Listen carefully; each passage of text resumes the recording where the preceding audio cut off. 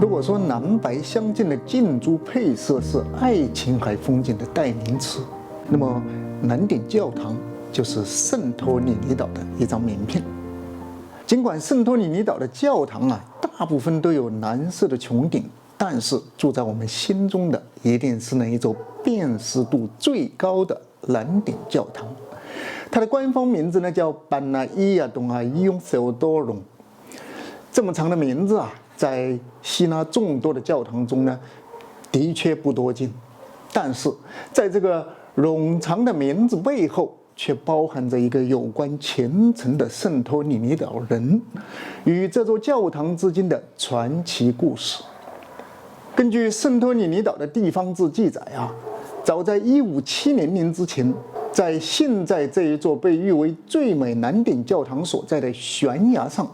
就有2座天主教的洞穴教堂，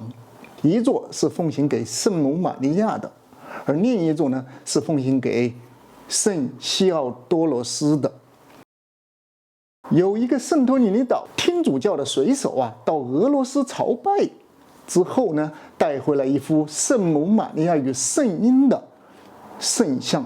为了供奉这幅圣像呢，虔诚的圣托里尼人将这2座小小的洞穴教堂合并在一起，建成了一座更大的教堂。为了同时纪念原来2座洞穴教堂，并将他们的名字呢合并在一起，成为了这一座新教堂的名字班纳伊亚东伊用塞多隆。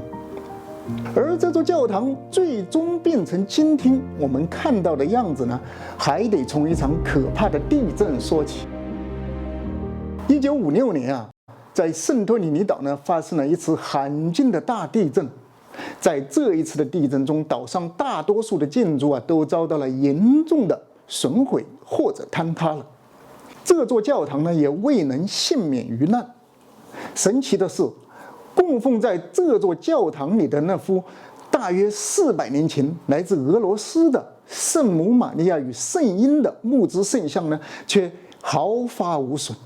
从此圣托里尼岛的居民呢，并相信这幅圣像是具有神奇力量的。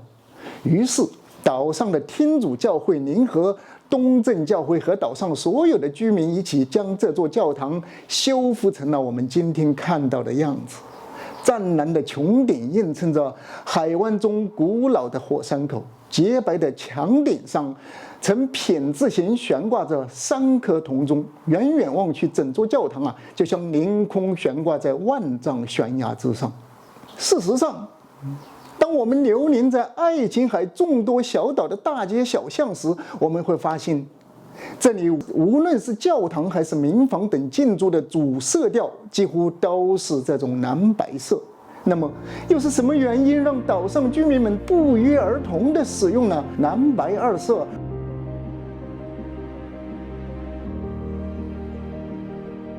在这种看似诗情画意的配色形成的背后，隐藏的却是一连串的不为人知的故事。在过去物质生活相对贫乏的时代爱琴海岛上的居民要盖房子呢，都只能就地取材的用石头砌墙。但是石头房子在炎热的夏天就像一个天然的烤炉，让人无法居住其中。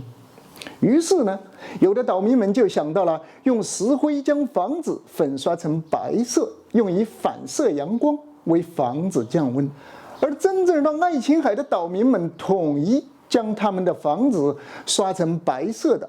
还得从一场瘟疫说起。据记载在20世纪30年代的希腊爆发了一场可怕的霍乱。由于当时的医疗技术有限，医疗物资呢也非常的匮乏，无计可施的当局在专家的建议下，强制推行了一项政策，将所有的房子统一刷成白色。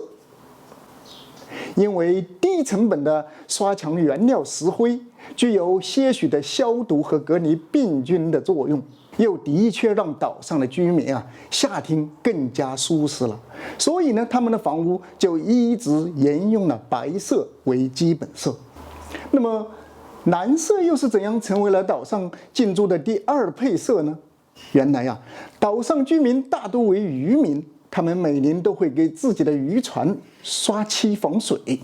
而当时岛上最容易得到的调制油漆的原料是一种类似靛青的消毒粉，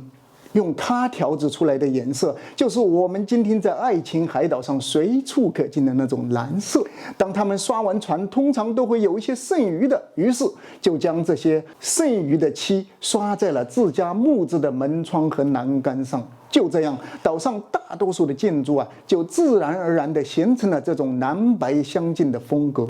更有趣的是，因为这种蓝白相间的配色恰巧与希腊国旗的配色一致，以至于在1967年到1974年希腊军政独裁期间军政府为了宣传民族主义精神而出台了法令，要求岛民们必须将房屋刷成蓝白2色。